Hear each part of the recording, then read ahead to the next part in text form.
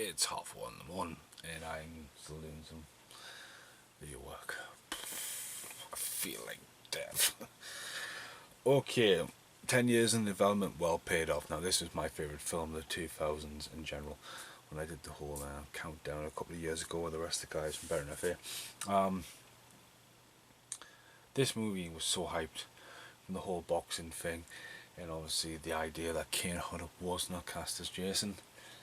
And as well as Kane owning it over the last couple of movies and the way his presence is felt and carried, what they were wanting to do was go back to the earlier Stalky Jasons, the whole that he's massive, he wants to fight down against Robert England and stuff. Sorry, I'm tired, but that was the whole thing. And when you watch Crystal Lake Memories, it's like no one wants to say it was they knew about it. His idea was the director's idea, was not the director's idea. Now, Ronnie Yu, who just done Bride of Chucky, comes across known for his Chinese cinema style, and that's what a lot of people went, hang on, he's not seen either of the Nightmares or the Fridays, not the Ice Cube Fridays, Friday the 13th, and you're just going to chuck them together. And it worked, because he went in there and he wants to visually tell a story to a wider appeal than what people wanted to do. Now, the script, I think, does a fantastic job of taking the origins of both of these films and blending them into something that can work, not with the threadheads, not with cults, not with fighting over that. I think it works really well. I think the cast is alright.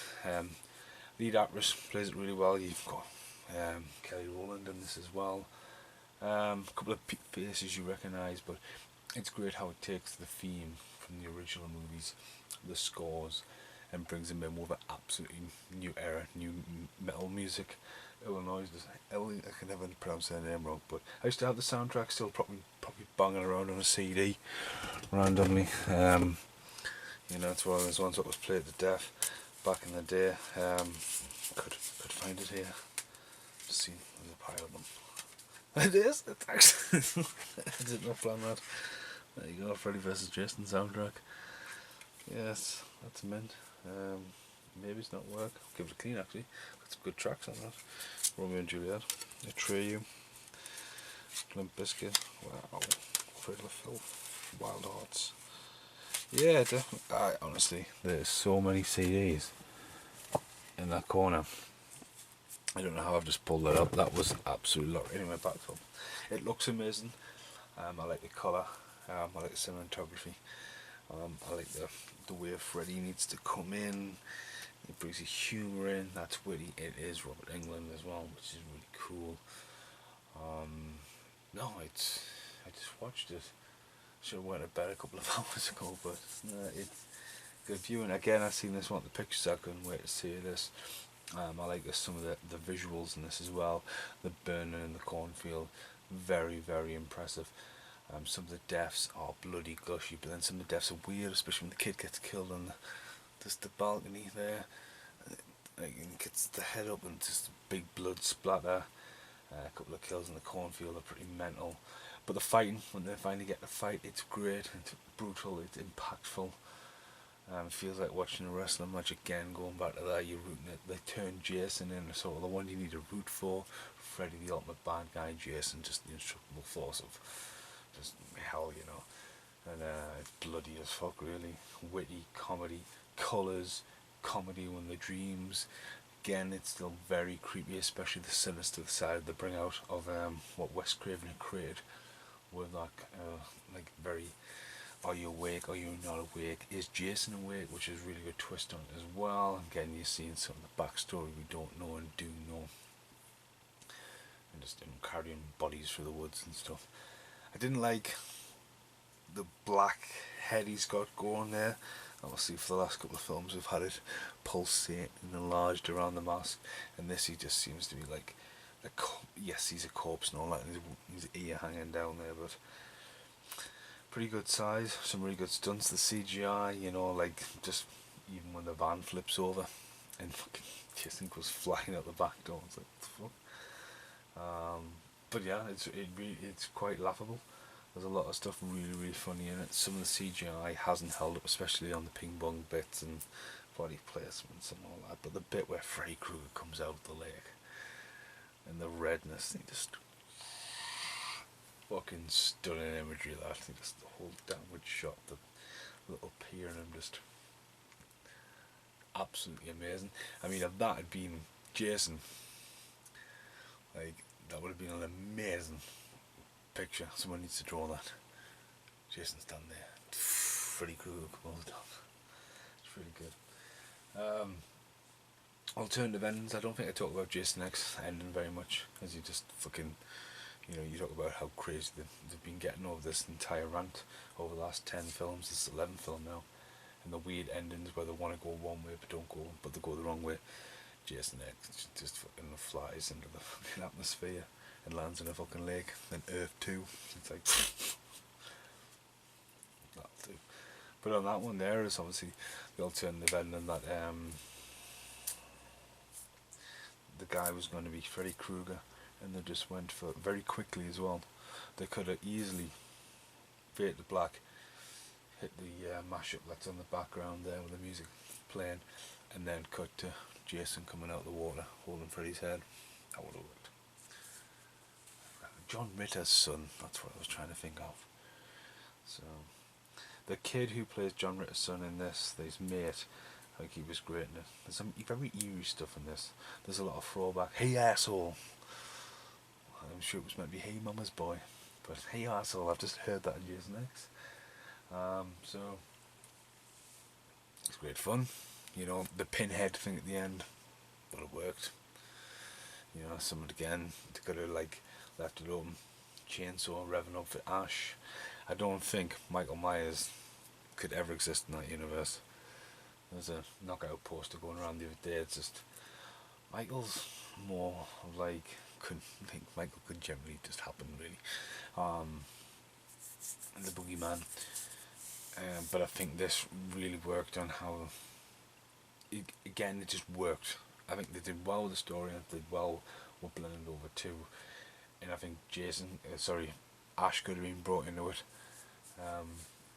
as a follow up, but again, it took 10 years to make it. It's pretty hell. Is this 2010? This one? I see 10 years now since it, so I would like to see them do something else. The best thing about Robert Englund, the makeup, he's always probably going to be up for the role, even though he ever just had to voice it. So maybe Bruce Campbell isn't getting any older, so again, the comic books, I want it over there, so I'll see the outtakes.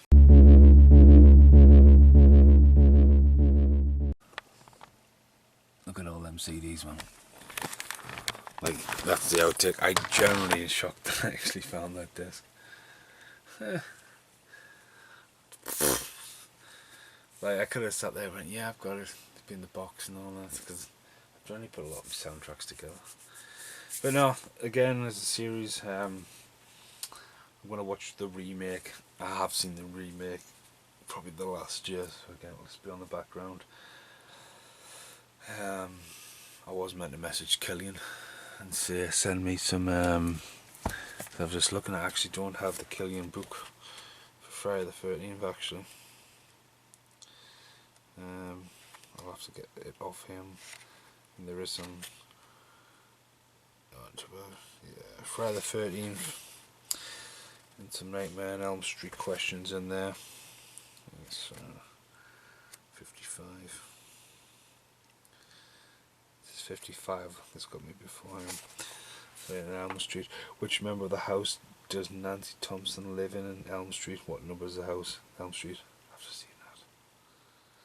Which Elm Street movie is following the line from every town as an Elm Street? In the Evil Dead movie, do we see Freddy Krueger's glove? Oh yeah. Here we do actually see. They were hinting in that as well. Never paid that one off. Well done, Killian. So yeah, lots of questions in there. And for the 13th ones as well, which were, if I'm not Killian, you probably would have made it 13. Same this one. So 34. Question 44. 36 Hatchet. No. That's what Kane Hollow will have to do. Gremlins. Does it 34? Friday the 13th.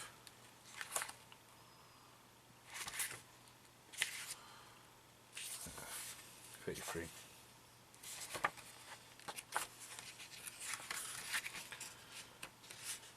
It's me being tired of Freddy Cruz playing tricks on us. Yeah, definitely. Me being tired, sorry. On which year the opening scene is Friday the 13th take place? 1948, 58 or 68? I say 68.